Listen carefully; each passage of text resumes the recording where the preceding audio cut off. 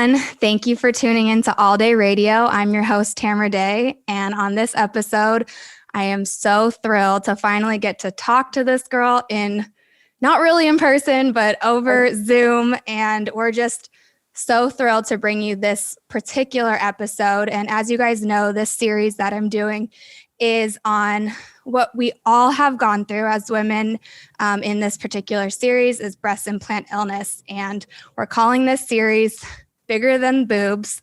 And you'll know why as soon as you dive into these episodes, because what these women have experienced goes so much deeper and broader than just the bags that were on our chest. And they've lived to tell the tale. And now I'm so blessed to be able to share their stories and get it out to the masses so that we can really create some change and a movement within this kind of advocacy world we've fallen into.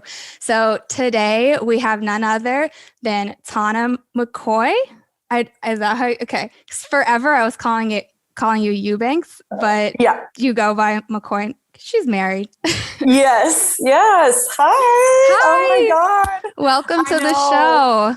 I'm so happy to be here. I wish so badly like I could just hug you. I just know. want to hug you and hold you and just. It's really what happens when you go through this, you know, you're like, I can feel people again and like hug and not be so far apart. And now we have to do it distance. But the other thing is that, you know, when I first set out to do this show, I wanted us to be close because that's so much what we love to do now. And then of course, this whole thing transpired and I was like, you know what? All these women I'm going to interview anyways are all over the world. So what am I going to do? Go fly to everyone? I mean, if I had that budget, I would. Don't get me wrong. I am that person who would. But you're in Allen, Texas, right? Or that's where your gym is? That's where my gym is. So So Tawna Eubanks is my maiden name. And I had already established it within my industry. And everybody knew me as Tawna Eubanks. And so whenever I got married, I just kind of hyphenated it for branding purposes. Mm-hmm. So it's very long, Tawna Eubanks Mccoy, but I am it's got married. A nice little twang to it. But I am married. So I go by Tawna Mccoy, Tawna Eubanks. I answer to all. They've been all my name, so, Tell them what industry you're in, because we have actually never met in person, which is so crazy to think about both being in this particular field that we're in. And we both been, I think, sponsored by the same companies at the same time. And then were you in Australia at the same time I was in? I feel like I don't know, but I feel like we should. But that's a major goal. Okay, well, I need to redo that trip because it was so bad, but that's for another topic. Because I need to go there again. But tell them. Well, I will first say she is a 5-time IFBB Olympian. And if you guys don't know what that is, you're going to go to her page and see it. Tell them what you are up to and we're up to before all this. Yeah. So I am, as you were saying, I am an IFBB Bikini Pro. That is how I really kind of established myself in the fitness industry, was competing. That's how I met my husband. So he started out as trainer. And could happen. So yes, exactly. So I started to I moved to Dallas from Waco, Texas. So I live in Texas. And I have always been on stage since the age of 3. And so whenever I moved to Dallas, I wanted to keep that love and passion for performing because that's in my blood. So I started doing competitions, not fitness competitions, like your rinky-dink little bikini competitions. Okay. I love it. Yes. But not like big pageants. That. Like, was it? That's was the pageant world. That's how I started, was the pageant world. I'm trying to condense my life in like I know. a minute, because I'm such a chatty Cathy too. And I'm I don't want to. That's why I'm like, these episodes, I was like, wait, what's my timeline? People don't need to know the whole life story. But I think it is awesome to be able to give a reference to what the world of bodybuilding is like and the idea of presenting ourselves as the best version of ourselves. And for me, like getting into bodybuilding came naturally because I was in competitive sports. So it's interesting to hear like you in pageantry is still competition. It's still wanting to be in front of people. It's still loving that aspect of being seen and, stepping into a space where you prep for, and it's you against you type of thing. So I think it all goes hand in hand, and it breathes so much life into why we end up into this world, because I swore I would never get into bodybuilding. Both my parents were professional bodybuilders, and I was like so weirded out by it, because in the 80s it was kind of like this underground kind of, I don't want to say grimy, like they both trained at Gold's Gym in Venice and trained with Arnold. And I just, you grow up seeing your parents kind of like, my mom would wear these little like crop top turtleneck shirt things with like hammer pants. Does she ever wear a bra? Like, That's but then you end up there. And I'm like, how did I end up here? But so that's how I that drive to be on stage. And I met my husband, who was owning a gym at the time. And he was also a trainer, and he saw me and he was like, oh my God, I thought you would be great for this new bikini division. The bikini division was brand new when I first started to compete. What year was that? So that was in 2010. Okay. I've been competing for 11 years. Him and I have been together for 11 years. And actually on the 26th of this month, we have our 5-year wedding anniversary. Girl, that is so rare nowadays. Yeah. So we headed to Jamaica. Yes. As you should. Oh my God. So I went on to be, as you were saying, an IFBB Pro. I turned pro like 9 months after my first show. It went fast for me. 5-time Olympian, 4-time IFBB champ, been on numerous magazine covers, Fitness RX. Okay. So I want to stop you there. When in that process did you get the breast implants? Like, were you competing already prior to? Did it happen midway? Like, tell me about that journey. So that's perfect. Like talking about my history, because that's how it all started for me. Like whenever I first started to compete, I didn't have, boobs at all, really, but not much less. I didn't have breast implants. Right. But I didn't get my implants until I think I got them in 2010, maybe 2011. I think it was 2011. Can I ask kind of a personal question? Because I'm always fascinated with. There's not a whole lot you could ever ask me, and I'd be embarrassed. Because I was like, I'm just gonna go in and see. I think these are the questions that I always get asked, and I'm sure you get asked, and I don't get to often ask girls these questions, so I'm super stoked about this. It takes a lot to embarrass me and make me feel uncomfortable. So have at it. So, I mean, not to throw obviously anyone under the bus, because this is no judgment, but and I'm sure you're going to tell me the whys in which you got them. But when you're with somebody and you get them, like, what was your husband's feelings about you getting them? And was he a proponent for it? Because you and I both know how the industry puts that standard on you, saying like symmetry is important, and that symmetry includes giant bags on your chest that somehow look proportionate to your body. So like what was that exchange of thoughts like when you're deciding to get them?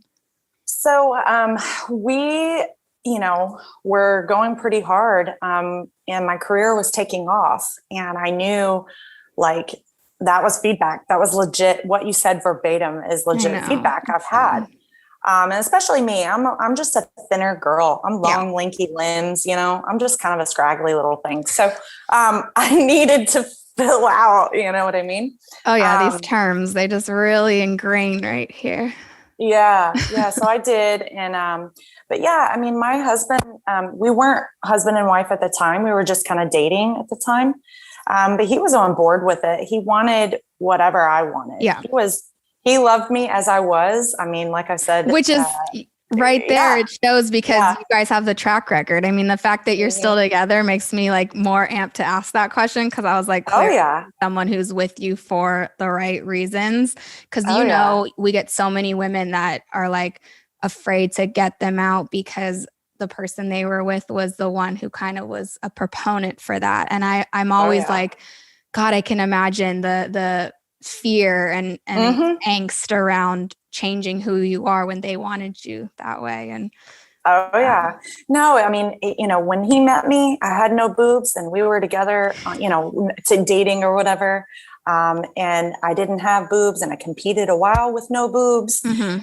And then whenever I was like, I really want to get them done, I'm going to get them done. He was like, that's fine. Like, either way, if not, that's great. He wasn't ever, oh yeah, I want you to get boobs. It was never from him. It was more my decision for me, what I was trying to do, and thought that it would help better my career, of course. Yeah. Because it was far more than just competing. It was like modeling in general, fitness modeling. And so he was perfectly fine with it from either perspective. So looking back, like retrospectively in your mindset, once you got them and you were stepping on stage, did you feel, honestly, because you can say that you did, there's nothing's off limits here. Did you feel like, okay, now my level's going to step up? Like I am more confident. I do think I look better. Like what was your thoughts after you got them and then started competing again? Oh yeah. I loved them. Yeah. I loved them. I did. I did. When I first got them, I was so happy and I was like, yeah, I felt great.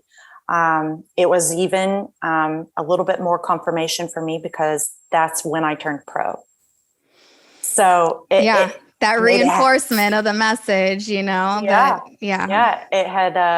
but for me, I didn't feel like it was the boobs. I just felt like it came together, confident. Right? Yeah. I don't think it was like, oh, she got her boobs done. I don't think that that's the case at all. I think it was just, I had earned my spot already there and I was already making my way to the top. Yeah. And then I just so happened to get my boobs at that time, but it was a little bit more of like a confidence booster for sure.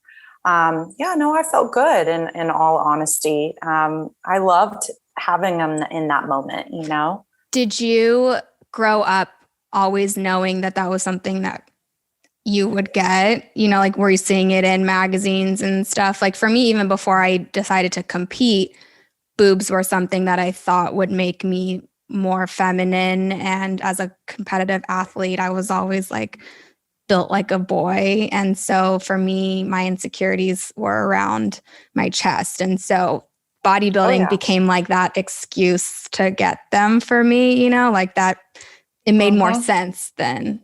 Right. No, absolutely. I can remember my parents were not on board with this, but I legit asked for boobs for graduation gift. I'm like, can I just I don't want money. I just want to get my boobs done. They're like, this is absurd. No, absolutely not. There really is what people are getting. Yeah. But I was hell-bent like that too. And I clearly got a no on all accounts. I was 20. How old were you when you got them? I was 21. 21. Yeah, I was 23. So very similar. Yeah, I was 21, but I asked for them for graduation. My dad was like, really like, he's like, are you kidding me? Like, I'm good. No, absolutely not. It was like, if you want that, you're going to have to pay for your own boobs. I'm sorry. Exactly. That's not going on my dad resume. Yeah. Like, no, thank you. I was right. Like, so I did. I waited a couple years, saved up money, and I got them on my own. But yeah. So then fast forward to when you, I can only say for my own stories that I didn't know I was sick until I knew I was sick. But I know you can look back and go, okay, that was when it started. When for you was it like, oh crap, I think it's my boobs? And what went through your head when that whole thing happened? Yeah. So, I got my boobs done when I was 21. I had them for 9 years. And I will say that I never once thought that anything was wrong with me until that last year of getting deathly sick. Yeah. No, like capsular contracture. They didn't have pain, nothing. Okay. So they weren't bugging you at all. The only pain that I had, so I started noticing the So I got very sick in February of 2019. It was before the year of COVID. Our stories are literally really. So yeah, mid 2018 was my demise. Like that was the very fast. No, that was same. Yeah. But I remember in November, like coming home, driving back to Dallas from being with my family on Thanksgiving. I remember coming home and just telling my husband, I was like, my boobs are like, they just kind of ache, or like something's hurting. And I was having some sharp stabbing pains. And I was kind of getting scared, and I was like, I'm going to make a mammogram appointment. I'm, mind you, 30 at this point. No, I was 29. 29. I turned 30 in January. Same. And then I'm like, are we living the same life? Cool. Yeah, this is weird. And then, I never went to go get the mammogram because it got better. And I was just like, it's fine. Just blow it off, I did that often. Often in the fitness industry, I think that we're so used to pain. We're so used to pushing through, especially as a competitor. And then you have like muscle aches and joints tension, hurting. And, people are like, well, stop lifting so heavy, Tamara. I'm like, no, but you don't understand. Like I creak, my things are creaking and cracking in me. And I feel like literally like, I feel like I'm 80 inside, but it doesn't make sense when, on the outside, they see you being physically fit. And I'm like, I just don't know how to explain this dying inside feeling. That was probably the beginning of it. And I didn't put that together. That was probably like a year of feeling those, like, I think my muscle is just going to snap off if I. Same. Yeah. So it was, I started noticing that something was wrong. I did have breast pain in November, but by February, it just hit me like a ton of bricks, essentially. Like I noticed on my birthday, my dirty 30, we went out. I was turning 30. I wanted to celebrate, but I was not in the 21 phase of like, let's get annihilated. Right. But you would have thought I drank a bottle of vodka by myself. Okay. You saying that just triggered something for me too, because I didn't realize that was something that really affected me too. August, my birthday, right before I got sick, and I got really sick in January of 2019. So right around there. But August, I felt like I had been drugged almost after like one drink. And that freaked me out too. Well, my best friend was staying with me. She drove in. She lives from out of town. And my husband literally were asking each other, like, did you see anybody slip or something? Is she okay? Like I was like projectile throwing up. I was shaking. It was just so much. It was as if I had alcohol poisoning, and I had a glass of champagne at dinner and 2 like drinks out at the nightclub. And that was it. Like not enough to send anybody over the loop. Right. Well, for me, I was like, well, here's 30. Right. Like, I can no longer tolerate anything. So I had no idea, but it wasn't until later. And I looked back and I was like, oh, no. That was a big major sign to me. And then February hit. And I had been, I went to California to visit one of my coaches, Brett Contreras. And my husband was with me, and we were hanging. Brett. Yes, This guy. In case you the glue guru. But we went and stayed with him and just hung out, chilled, and I just was deathly tired. Like I'm sitting at dinner, I can't even like focus. I'm like seeing weird, like feeling weird, like light sensitivity. That was the first time I had started getting like weird light sensitivity. And then we came home from that and it went downhill from there. And so what were your main symptoms that probably were like, this needs to be checked because I'm dying for sure. Like that was, the thought. Oh yeah, no. I mean, there were a couple points I told my husband he probably needed to try to make funeral arrangements. Yeah. And I even started writing things in my phone. I haven't pulled that up in a very long time.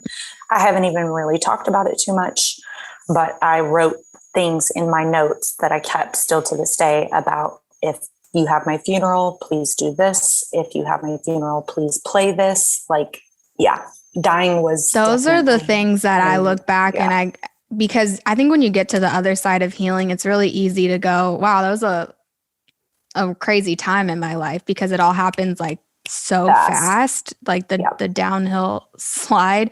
But when you bring up things like that about little things you did, like writing notes, like I haven't looked at my journal from early 2019, but I know that February was the hardest month I've ever experienced in my life. Like I left my relationship because I said, like, I can't bring you down like this. Like my memory was completely gone. And I was coughing up blood from my pneumonia and my bronchitis, and lost so much weight. I didn't like the way I looked because I was like a skeleton. And when you're with somebody who kind of is in the fitness world and prides themselves on their physicality, I just felt like I was a leech, like that was just going to be weighing him down. So I moved out, got a place. It was like bug infested. He took the dog. I didn't have my dog. I was just so depressed, and like it was raining. I was freezing. Obviously I had pneumonia. I'm crying on the floor. And I remember writing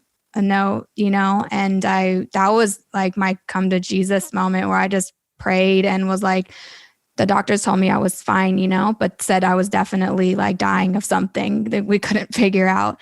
And I just turned to God and was like, if you just tell me what's going on, I'll do whatever. And that was when like I heard the most audible sound. Mm-hmm. It was like, get them out. And I'm like, get what out? Yeah. It was never brought up. I think around the time that we both got them out, because now, like looking back, it's so crazy. Yours happened only a month after mine. The timing was wild. Yeah, that's weird. I knew nobody that had any issues with them. I knew nobody who even used the word breast implant illness. And ever since I got that take them out, it was like I was divinely led to a girl's page online through a detox program I was doing to try to rid myself of whatever I had. I didn't know. And I don't know if you know who Anthony Williams is, a medical medium, but I was on his page, saw a girl's post about breast implant illness, and she listed her symptoms. And I was like, it was like light bulb.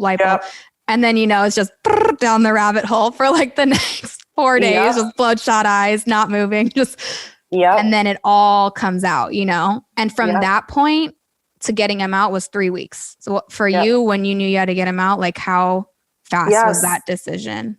Same. So, I came home and I just started not feeling good. Like I said, I had that light sensitivity.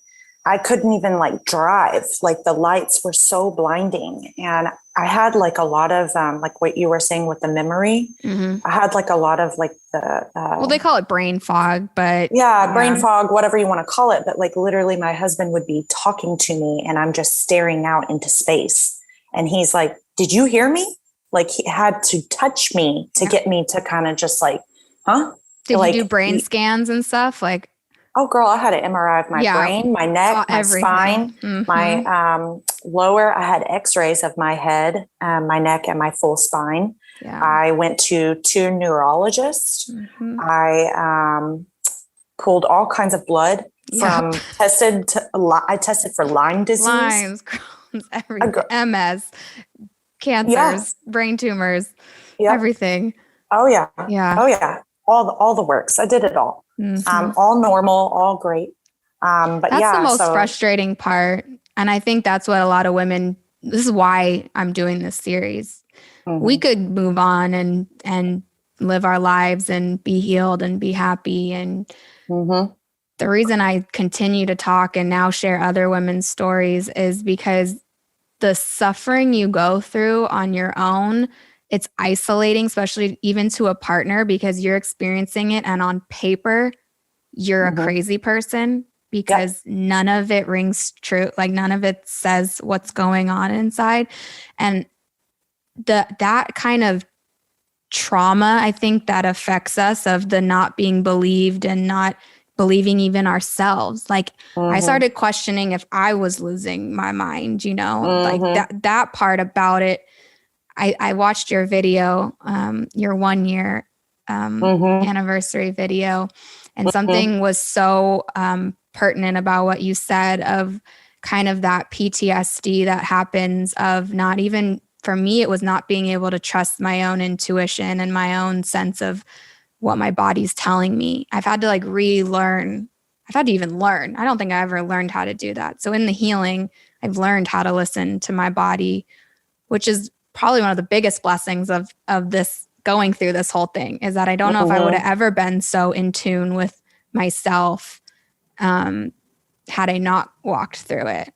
And if you like want to elaborate on that, I know that you talk about those fears that getting them out, because I know that moment, like when you make that decision and you're about to go under the knife, like it kind of all surfaced for me. Like I knew this was where I needed to be, but you have those thoughts, like the devil tries to get in there and go, what if you don't, after all this, like feel healthy? And for me, I'm back to when you said like how long after. So I got really sick in February. I went all through February trying to figure out what the heck is wrong with me. All these doctors.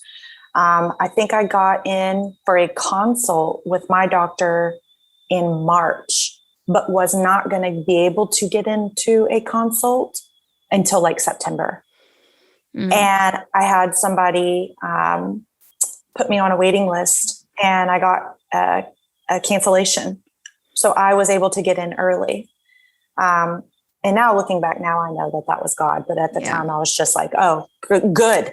Right. Thank you. But now I'm like, oh, okay, no, he needed me to go in. Yeah. On April 24th, I had my surgery and had them removed.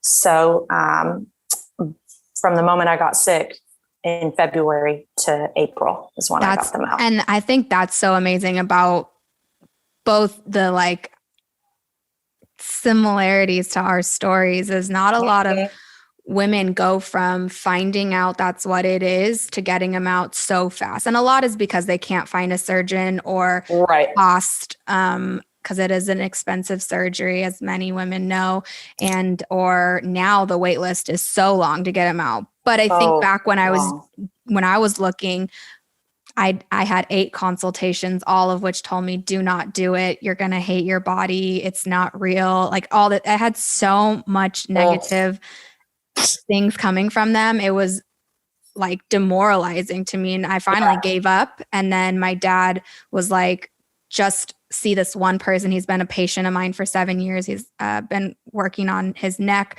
And he said he'd see me like 8 a.m. the next day. And then they booked me 4 days later. And it was like, all right, we're doing this. And like, you go from literally like thinking you might die to getting them out to holy shit, like I'm here. And this is what we're doing. And I filmed it, and I had no idea what I was even doing it for. I just knew like deep down that I had to film it and record it. And in no way, shape, or form did I think I was going to kind of get into the advocacy role. But like it led me to, being in this position to be able to I see now how God was guiding me to like create this platform via fitness and my drive for competition and my drive to build something for myself, and realizing it was never for myself. Like I was going to walk down this crazy path for some tits that were never necessary, to be right here to help women see that they don't need them. And that's the reason why I was like, I need to have Tawna on here, because you exemplify a woman who isn't sitting in that like grief of the loss of them anymore. Like I know that you still have some things, and that's like all of us, that we hold on to a little bit about, what we did to our bodies, but you honor the fact that you're where you are right now in a healthy body, being able to do what you love and pursue like your dreams and be present. And something that you said, I literally wrote it down because it was just so amazing. You said, I didn't let vanity ruin my life. Yeah. Because we live in a generation that is willing to, and it takes courageous, brave women like yourself being open about what they've been through to be a model for girls to see that. And I kind of have chosen to go on this route of being like really in your face about going through this whole process. Yeah. I think what's so amazing about you is that you're just there living your life. You make no excuses for like how you look. You all out there with your cute little boobs. And it's just like, it makes me so inspired and like honored to be in this world with you, to walk this path with you. And I think that like for anyone watching this, whether they're in the bodybuilding world, the fitness world or not, like to see that life continues after them is something that women need to know. You know, like that's what I see when I look at your page and you're just like glowing always. And you know, if you could say, you know, one thing to a girl that finds your page that's either has boobs or thinking about getting them, like what would you want to say to them? Loaded question. Yeah. Well, first of all, thank you so much for all the kind words. That really means a lot to me because, you know, I always say this, like being a fitness influencer, whatever. I know the words are whatever this is. Nobody knows what it is. You're just sharing your life. You know what I mean? You just only can hope that you are being a good representation of yourself. And I'm like, to hear that and not think that, you know, you're making a fool of yourself or something. It just feels good. So I appreciate that. But yeah, I do certainly feel all those things that you said, you know, like life does go on. And I think a lot of people said that to me, which was always, I don't know, that was just a weird thing for me when they were like, wow, you're like still doing everything. Yeah. You're like still, it's like nothing changed. And I'm like, yes, of course. You think I'm just going to like go in a shell and like shut up because I don't have boobs anymore? Did. That's why I just am so inspired by you. And I can't turn back what I did. I had to go in the cocoon and kind of go into my metamorphosis because I had to heal crap I had shoved down and for so long prior to getting them that was my journey. But I think it's such a beautiful thing to watch someone flourish so fast after it. And honestly, it seems like almost not even changing your life because what it says is, I didn't need these then. I don't need them now. And I never will need to change something about myself to be myself every day, present in the moment, getting the fullness out of life. Yeah. And that's why that's why I chose you. I'm like, you know, I know there's a lot of girls that are in our industry that are starting to get them out, but not only, you know, walking that same path around the same time as you, but also just, I can like feel your spirit. And I think that in this world of social media, it's really difficult to translate who you are onto this flat screen, this, you know, this world that, yes, we're putting our best face forward all the time because it's partly our business. But, you know, my thing has always been like transparency and authenticity. And you're just such a great model for that. And thank you. It's like, it's been such an honor to get to do this process with you and share the stories. And what I'm so excited about, if you're open to it, is that I'll launch this episode near your 2-year anniversary because ours is both coming up. That's awesome. So my first episode of this show, of this series, will be launched on March 18th, which is my 2-year.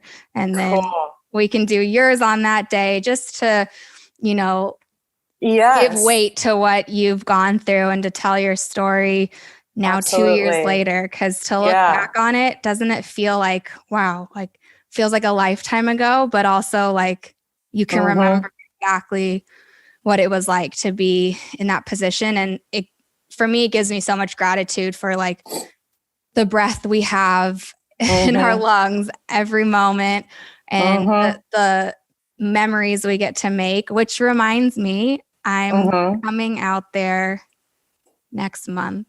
So okay. April? Yes, because I'm thinking when it's going to air, so I don't even know if it might not be next month. But yes, I'm doing a road trip with Donnie. So I know we said we were going to I was going to go to your gym last time, but this time I really am. And you have a new facility, right? Which I just saw today. Do you think so by early May?